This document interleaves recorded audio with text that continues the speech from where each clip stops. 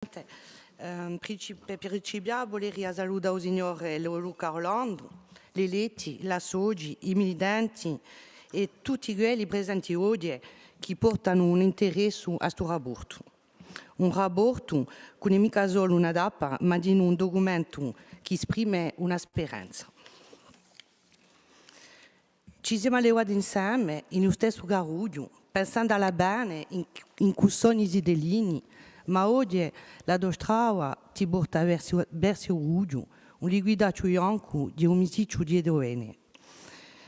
E parola di questa canzone, Siringa, scritta da Henri Olmetta per il gruppo L'Albino, alla fine degli anni 80, trovano oggi un ribombo nuovo con il problema della droga sempre più presente e che ci lascia impudenti. La droga basta, la droga vorra, basta rimigna. Queste rivendicazioni di un movimento nazionale bramando un'altra bene per la Corsica e la sua gioventù sono più che mai d'attualità. Quando lo si sa che qualche anno fa non ce n'era tanto e che ora ce n'è dappertutto, sino all'usci di collegi e di licei. La Corsica è sempre stata un'eccezione. I suoi valori d'aiuto, di solidarietà, di lea familiare, la sua cultura, la sua lingua e la sua tradizione hanno permesso di preservare il nostro popolo. Intanto, la nostra società conosce la crisi e perde il senso di valore che hanno fatto la forza di questo popolo. La crescita della demografia per via di emigrazione cagioneria di fatto un'importazione d'usi e destabilisce il nostro equilibrio culturale e sociale. A questo si aggiunge la situazione particolare del turismo e lo spirito di usuldure in una società di piacere che produce una crescita della criminalità e una perdita di identità.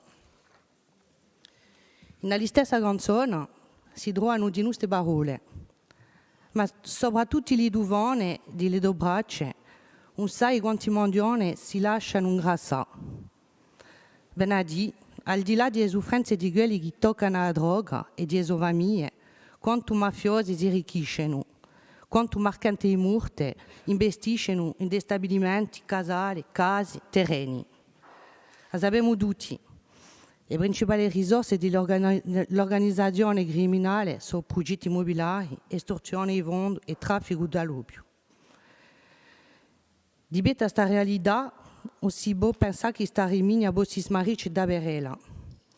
Ognuno deve provare ad impegnarsi per trovare una maniera che non si sviluppasse di più e che non incancherebbe mica di più la nostra società.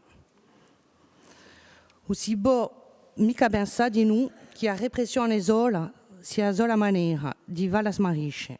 Sicura che la polizia e la giustizia, che sono le competenze dello Stato, devono fare il suo lavoro, facendo inchieste, interpellazioni, recuperazioni, controlli all'entrata dei porti e degli aeroporti e distruzione di erede, condannando i mercanti morti. Ci vuole di noi che i servizi dello Stato siano di più attenti all'abbianchimento di soldi, che il traffico di droga non è mica solo un problema di garuglio. Di noi e soprattutto l'investimento di miliardi di euro nell'economia legale. Un polemica che sta lotta sia solo quella dello Stato.